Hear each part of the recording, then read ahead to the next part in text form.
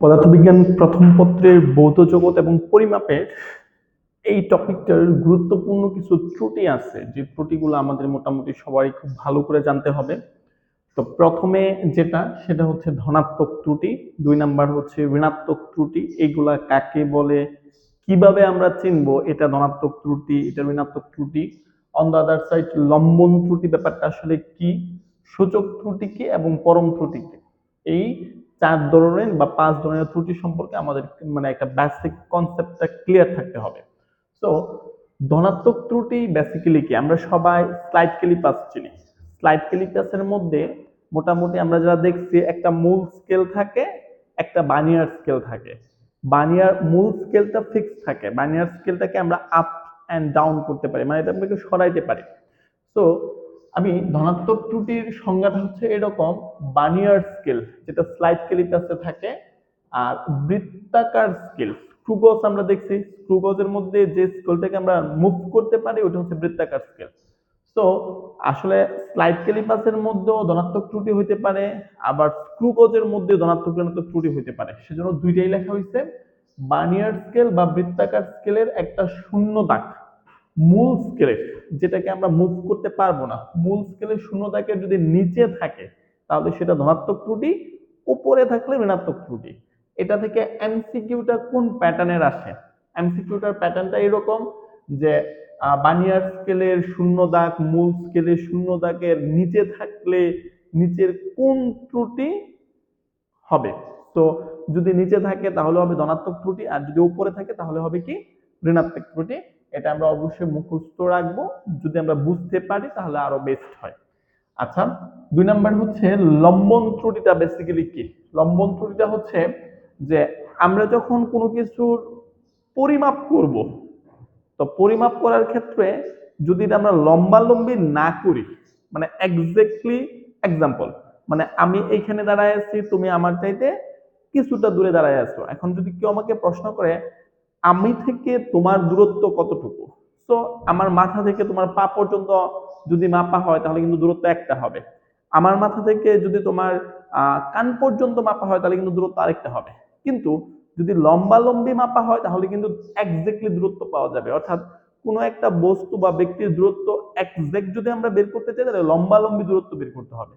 তো এটা হচ্ছে পারফেক্ট দূরত্ব। তো এখানে বলা হচ্ছে লম্বন ত্রুটির ক্ষেত্রে রৈখিক বা বৃত্তাকার স্কেলের পাঠ নেওয়ার সময় দৃষ্টিরেখা স্কেলের তলের সাথে লম্ব প্রক্ষেপণ করতে হবে। যদি আমরা লম্বালম্বি ভাবে না মাপি তাহলে যে ত্রুটি দেখা যাবে এটাকে লম্বন ত্রুটি বলা হয়। কোশ্চেনটা এরকম থাকে, আর নিচের কোনটা লম্বন ত্রুটি, অর্থাৎ কি বস্তু থেকে আরেকটা বস্তু বা বস্তু থেকে ব্যক্তির দ্রুত লম্বালম্বি না মাপলে যে ত্রুটি দেখা যায় এটাকে লম্বন ত্রুটি বলা হয়। তারপরে আমরা সূচক ত্রুটি সম্পর্কে আমাদের মোটামুটি ভালো একটা আইডিয়া থাকতে হবে। সূচক ত্রুটির বেসিকটা হচ্ছে কোনো আলোকীয় একটা বক্স, হ্যাঁ, তো এটার দুই পাশে নর্মালি দুইটা দণ্ড দেওয়া থাকে। এখন উপরে লেন্স বা পর্দা এই টাইপের কিছু একটা দেওয়া থাকে। এখন আলোর কারণে, আলো তো একটা শ্যাডো তৈরি করে, ঠিক আছে। এখন আলোর কারণে আমরা যদি বস্তুটাকে এক্সাক্ট ভাবে মাপতে না পারি, দেখবেন এটা একটু 19-20 একটা ব্যাপার স্যাপার হয়, কারণ এখানে শ্যাডোটা কিন্তু পারফেক্ট ওয়েতে পড়ে না। তো এটার জন্য যে ত্রুটি দেখা যায় এটাকে মূলত কি বলা হয়, সূচক ত্রুটি বলা হয়। যদি আমি এখানে লিখছি আলোকীয় বেঞ্চের ক্ষেত্রে এই টাইপের ত্রুটি দেখা যায়। দণ্ডায়মান দুইটি স্ট্যান্ডের নিম্ন প্রান্তের মধ্যবর্তী দূরত্ব ও উপরের প্রান্তের স্ট্যান্ডের নিম্ন প্রান্তের মধ্যবর্তী দূরত্ব ও উপরের প্রান্তে রাখা বস্তুদ্বয়, সেটা লেন্স হইতে পারে পর্দা হইতে পারে, দূরত্ব সমান নাও হইতে পারে। বেসিক্যালি আমি যখন স্ট্যান্ডটাকে দাঁড় করাইছি, এখন নিচের দূরত্ব এবং উপরের দূরত্ব সমান না হইতে পারে, একেবারে যদি 100% লম্ব না হয় তাহলে সমান কখন হবে না, এখানে একটা 19-20 একটা ব্যাপার স্যাপার থাকে। দ্যাট টাইম যে ত্রুটি দেখা যায় ওইটাকে বলা হয় সূচক ত্রুটি। পরম ত্রুটি কোন একটা বস্তুর এক্স্যাক্টলি যে মাপ বা পরিমাপ, আর আপনাকে পরিমাপ করতে দেওয়ার পরে যে মাপ বা পরিমাপটা হইলো এই দুইটার মধ্যবর্তী যে পার্থক্য, এটাকে পরম ত্রুটি বলা হয়। পরম ত্রুটিটাকে ম্যাথমেটিক্যাল ভাবে লেখা যায় প্রকৃত মান মাইনাস পরিমাণকৃত মান। মনে করেন প্রকৃত মান হচ্ছে 2.50, ওকে, আপনাকে মাপতে দিলাম আপনার 2.4999 এরকম হচ্ছে, কোনোভাবে 2.50 আপনার হচ্ছে না। সো আপনি আমাকে মাইপে দিলেন যে এটা হচ্ছে 2.49। সো 2.5 থেকে 2.49 বিয়োগ করলে মাঝখানের যে গ্যাপটুকু এটা হচ্ছে কি পরম ত্রুটি। ওকে, সো আমাদের এই চ্যাপ্টার থেকে আরেকটা গুরুত্বপূর্ণ টপিক হচ্ছে বার্নিয়ার দোবক, হ্যাঁ, বিসি, এটা বের করা। একটা স্লাইড ক্যালিপাসের মূল স্কেলের 99 ভাগ বার্নিয়ার স্কেলের 100 ভাগের সমান। তো পরীক্ষাতে আসতে পারে নিচের কোনটা বার্নিয়ার ধ্রুবক। আমি অপশন দেই নাই, আমি আসলে এটা ম্যাথমেটিক্যাল ওয়েটা আপনাদের করাতে যাচ্ছি। তো আমরা বার্নিয়ার ধ্রুবকের সূত্রটা আমরা কি জানি? আমরা জানি বার্নিয়ার ধ্রুবক, বার্নিয়ার ধ্রুবক এটাকে বিসি মানে বার্নিয়ার কনস্ট্যান্ট দ্বারা প্রকাশ করা হয়। সো আমরা এস বাই এন ক্লাস 9-10 আমরা মুখস্থ করছি। আসলে এস কে একটু লিখতেছি। এস হচ্ছে মূল স্কেলের ক্ষুদ্রতম এক ভাগের দৈর্ঘ্য। এস হচ্ছে মূল স্কেলের স্কেলের ক্ষুদ্রতম ক্ষুদ্রতম এক ভাগের দৈর্ঘ্য। কেমন? আচ্ছা, এটা কিন্তু আমরা সবাই মুখস্থ জানি, সেটা হচ্ছে 1 মিলিমিটার। মূল স্কেলের ক্ষুদ্রতম এক ভাগের দৈর্ঘ্য হচ্ছে 1 মিলিমিটার। আর এনটা হচ্ছে বার্নিয়ার স্কেলের ভাগ সংখ্যা।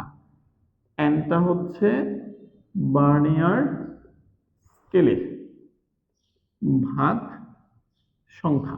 কেমন? আচ্ছা, তাহলে এইটুকু মোটামুটি আমাদের কভার হলো। তাহলে মূল স্কেলের ক্ষুদ্রতম এক ভাগের দৈর্ঘ্য হচ্ছে 1 মিলিমিটার, আমরা মুখস্থ জানি। আর এখানে দেখেন বলছে মূল স্কেলের 99 ভাগ ভার্নিয়ার স্কেলের 100 ভাগের সমান। তাহলে ভার্নিয়ার স্কেলটা হচ্ছে কি 100। তাহলে আমরা যদি ভাগ করি 1/100, 0.01, হ্যাঁ, এটা হবে।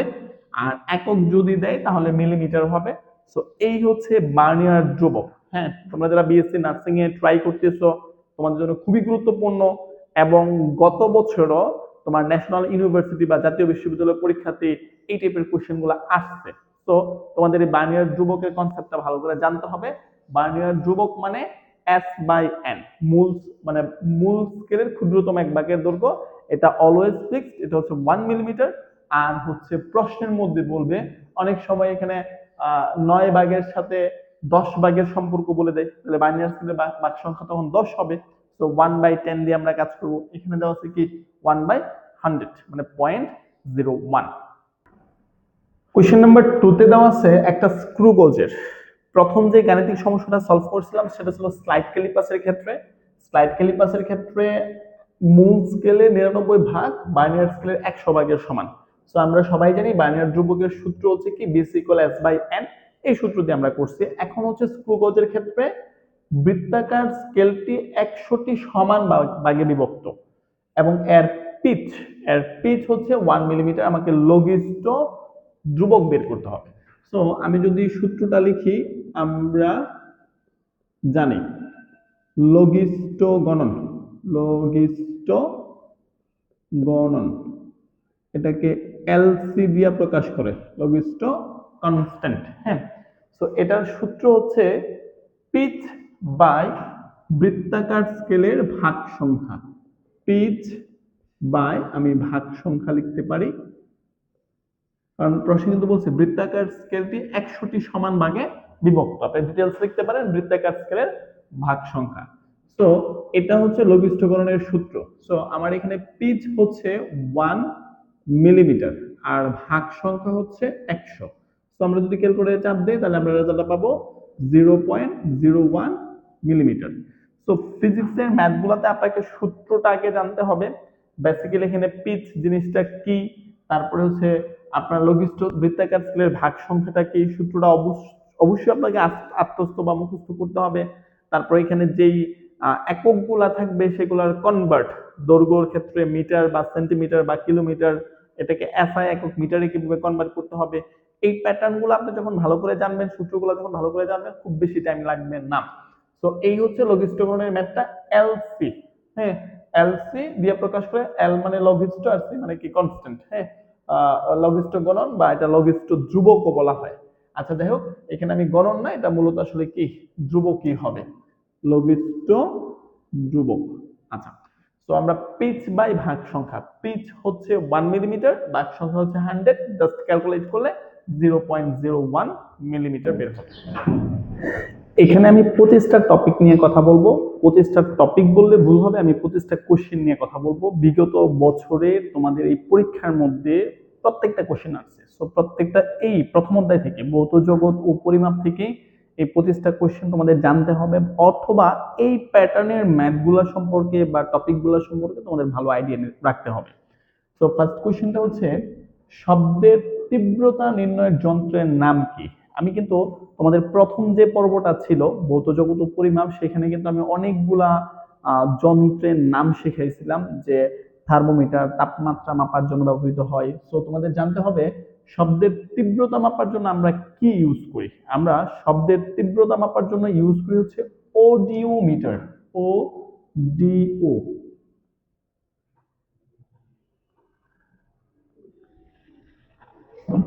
এটা একটা বছর আসছিল, সম্ভবত বিগত বছরে আসা একটা কোয়েশ্চেন। তো অপশন ছিল, আমি অপশনগুলো দেই নাই। শব্দের তীব্রতা নির্ণয়ের যন্ত্রের নাম হচ্ছে অডিওমিটার। অডিওমিটার, আমরা এটা দ্বারা কি করি, শব্দের তীব্রতা মাপি। কোয়েশ্চেন নাম্বার 2 তে হচ্ছে তাপমাত্রার একক কি? তাপমাত্রার একক হচ্ছে এসআই একক, মূলত হচ্ছে কেলভিন। কেলভিনকে আমরা কে দিয়ে প্রকাশ করি? কেলভিনকে আমরা কে দিয়ে প্রকাশ করি, অথবা বাংলায় আসতে পারে কেলভিন। অবশ্যই আপনারা হ্যান্ড নোট করে রাখবেন। 3 নম্বর কোশ্চেন হচ্ছে আলোকবর্ষ বা লাইট ইয়ার। আলোকবর্ষ বা লাইট ইয়ার এটা কিসের একক? তো ইয়ার শব্দটার সাথে সময় শব্দটা রিলেটেড, সেজন্য ম্যাক্সিমাম আমরা এটাতে সময়ের মধ্যে টিক দেয়, কিন্তু আসলে আলোকবর্ষ সময়ের একক না, আলোকবর্ষ হচ্ছে দূরত্বের একক। আলোকবর্ষ হচ্ছে দূরত্বের একক। এখানে সঠিক উত্তর হচ্ছে গ নাম্বার। ম্যাক্সিমাম আমরা সময় দিবে, বাট এটা সময় না, এটা হচ্ছে কি ডিস্টেন্স বা দূরত্বের একক। নিচের কোনটি লব্ধ রাশি? তো লব্ধ রাশি তো অনেকগুলাই হইতে পারে। তো এটা বের করার জন্য আমি একটা টেকনিক অ্যাপ্লাই করি। যেগুলা মৌলিক রাশি আছে, সেই আমরা 7টা মৌলিক রাশি জানি, আমরা পর্ব 1 এর মধ্যে এটা নিয়ে আলোচনা করছিলাম। এখানে আমি একটা শর্টকাট টেকনিক ইউজ করতেছি 7টা মৌলিক রাশি মনে রাখার জন্য, যে শততা বোরের, শততা বোরের দীপ দিবালোকে, শততা বোরের দীপ দিবালোকে, লাইনটা হয়তো বা 3-4 বার পড়লে আপনাদের মনে থাকবে। তো শততার দন্তাস দিয়ে সময় বোঝায়, ত দিয়া তড়িৎ প্রবাহ বোঝায়, তয়ে আকার দিয়ে তাপমাত্রা বোঝায়। তো 3টা মৌলিক পদার্থ গেল। ভোরের থেকে ভর আসে দ্বীপ, দ্বীপের দয়দীর্ঘিকার থেকে দীপন তীব্রতা প থেকে পদার্থের পরিমাপ, আর দিবালোক থেকে দৈর্ঘ্য আসে। আপনাকে টেকনিক ওয়াইজ মনে রাখতে হবে, ডাজন্ট ম্যাটার, আপনি যেভাবে মনে রাখেন রাখতে পারলেন। এখন অপশনের মধ্যে তাপ আছে, দীপন তীব্রতা আছে, সময় আছে, দৈর্ঘ্য আছে। তো আমার দীপন তীব্রতা হচ্ছে কি মৌলিক একক, শততার ভোরের দ্বীপ, দ্বীপের ধি থেকে দীপন আসছে। তো এটা অ্যান্সার হবে না। সময় মৌলিক একক, দৈর্ঘ্য মৌলিক একক। তো এখানে লব্ধ একক হচ্ছে কি তাপমাত্রা। আপনি যে 7টা মুখস্থ রাখেন, এই 7টা ছাড়া যেগুলো আছে ওরাই মূলত হচ্ছে কি লব্ধ একক, বাকি যৌগিক একক। তারপরে দৈর্ঘ্যের ক্ষুদ্রতম একক কোনটি? নরমালি দৈর্ঘ্যের এক এসআই একক হচ্ছে মিটার। মিটারের সাথে কিলোমিটারের সম্পর্ক আছে, মিটারের সাথে সেন্টিমিটারের সম্পর্ক আছে, মিলিমিটারের সম্পর্ক আছে, মাইক্রোমিটার আছে, ন্যানোমিটার আছে। তো মিটারের চাইতে ছোট হচ্ছে সেন্টিমিটার, কারণ আমরা জানি 1 মিটার মানে 100 সেন্টিমিটার। তারপরে আমরা ফুটটা কি জানি, 1 ফুট মানে 12 ইঞ্চি। তারপরে মাইক্রোমিটার, 1 মিটার সমান 10⁶ মাইক্রোমিটার, অর্থাৎ এই 4টার মধ্যে সবচাইতে ছোট হচ্ছে মাইক্রোমিটার। হ্যাঁ, আমাকে যদি কোনো কিছু মানে আমরা জানি 1 মিটার ইকুয়াল 10⁶ মাইক্রোমিটার, অর্থাৎ 10⁶, একের পরে 4টা শূন্য, দ্যাট মিনস 10 লক্ষ। 1 মিটার মানে হচ্ছে 10 লক্ষ, এটা অনেক ছোট। তো এইখানকার সঠিক উত্তর হচ্ছে মাইক্রোমিটার। একটি রাশির প্রকৃত মান এবং পরিমাণকৃত মানের পার্থক্য কি বলে? আজকের লেকচারে আমি এটা পড়াইছি, এটাকে পরম ত্রুটি বলে। অর্থাৎ কোন একটা রাশির প্রকৃত মান থেকে আমরা যদি কি করি, পরিমাণকৃত মানটাকে বিয়োগ করে দেই বা পার্থক্য তৈরি করি, এই ব্যাপারটাকে পরম ত্রুটি বলা হয়। আইনস্টাইনের আপেক্ষিকতার বিশেষ তথ্যের স্বীকার্য হচ্ছে 2টা।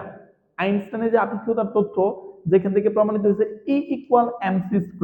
ই মানে এনার্জি, এম মানে এটা হচ্ছে শক্তি ভর, আর এটা হচ্ছে আলোর বেগ। আমরা সবাই জানি আলোর বেগ হচ্ছে কি 3 × 10⁸ মিটার/সেকেন্ড। তো আইনস্টাইনের আপেক্ষিকতার বিশেষ তত্ত্বর স্বীকার্য হচ্ছে মূলত দুইটি।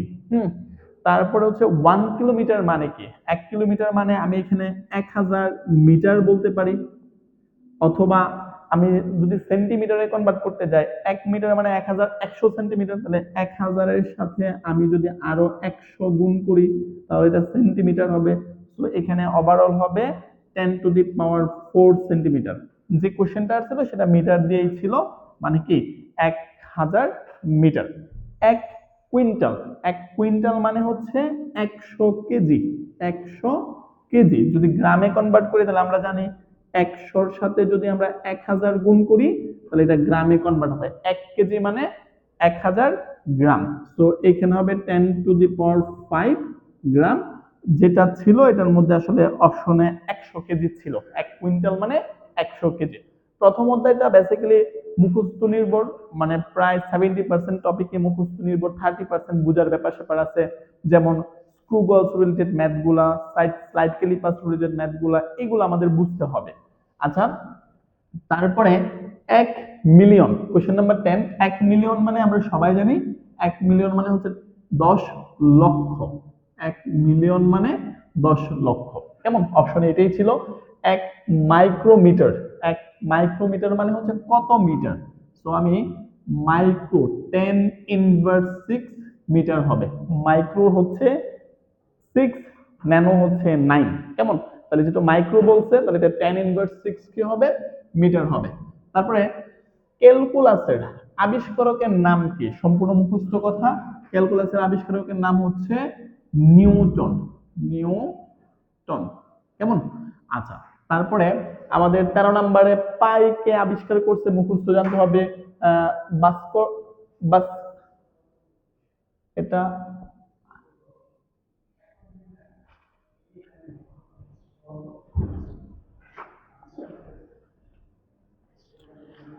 13 নম্বর কোশ্চেনটা হচ্ছে পাই কে আবিষ্কার করছে? জার্মান 3.1416। এই পাই আবিষ্কার করছে ভাস্করাচার্য। ভাস্করাচার্য, ভাস্করাচার্য, এটা আমরা মুখস্থ রাখবো। অনিশ্চয়তার তথ্যটা কে দিছিল? এটা হাইজেনবার্গ দিছে। অনিশ্চয়তার তথ্য হাইজেনবার্গ দিছে। পদার্থবিজ্ঞানের ভাষা মূলত হচ্ছে গণিত। এটা প্রত্যেকটা এমসিকিউতে আসছে, আমি মূল পয়েন্টগুলো শুধু লিখছি।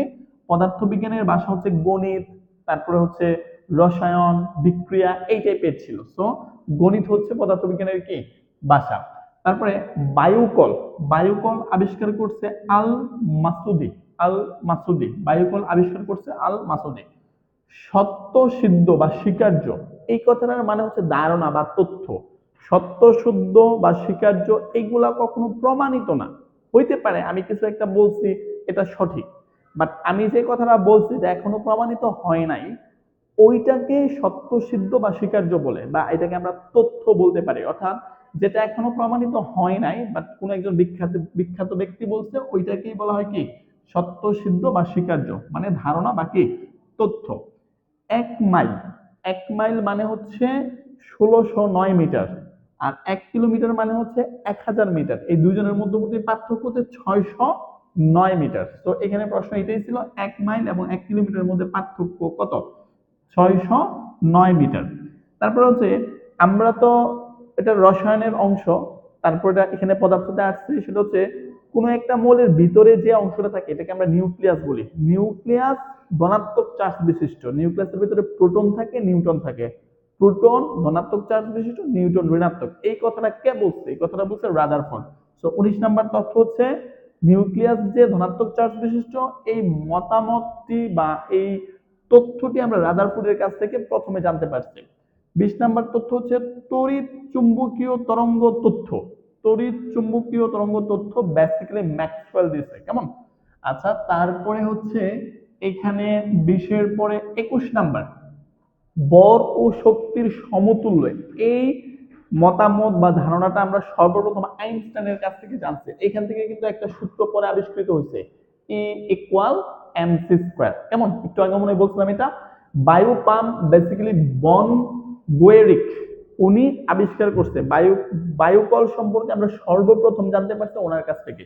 ওকে, তারপরে জানতে পারছি না, উনি বেসিক্যালি এটা আবিষ্কার করছে। বিনা প্রমাণে কোনো কিছু মানলে তাকে স্বীকার্য বলে, যদিও একটু আগে আমি বলছি যে এখন এটা প্রমাণিত হয় নাই, বাট কোন একজন বিখ্যাত ব্যক্তি বলছে, দ্যাটস এটা আমরা মানি, বিশ্বাস করি। হ্যাঁ, তো এরকম যদি হয় এই ব্যাপারগুলোকে স্বীকার্য বলা হয়। আলোক কণার ধর্ম, আলোক কণার ধর্ম সম্পর্কে আইডিয়া দিচ্ছে নিউটন, বিজ্ঞানী নিউটন। আণবিক ব্যাক বন্টন, আণবিক ব্যাক বন্টন মানে এই তথ্যটার সাথে আমরা পরিচিত হয়েছি ম্যাক্সওয়েলের মাধ্যমে। আসলে এই চ্যাপ্টারের ম্যাক্সিমাম টপিক গুলাই হচ্ছে মুখস্থ নির্ভর। তো আমি যে কথাগুলো লিখছি এগুলো আপনারা অবশ্যই হ্যান্ড নোট করবেন। হ্যান্ড নোট করলে যেটা হবে, 2 দিন 3 দিন পড়লে এটা মোটামুটি মনে থাকবে। এবং মানে যেটা বলবো, প্রত্যেকটা কোশ্চেন হয় বিএসসি নার্সিং ভর্তি পরীক্ষাতে আসছে, নয়তোবা জাতীয় বিশ্ববিদ্যালয়ের পরীক্ষাতে আসছে। তো আপনারা যারা নার্সিং এর পরীক্ষা নিতে যাচ্ছেন বা দিবেন, on the other side NU national ইউনিভার্সিটিতে পরীক্ষা দিবেন, অবশ্যই আপনাদের জন্য সুপার ডুপার ইম্পর্টেন্ট টপিক।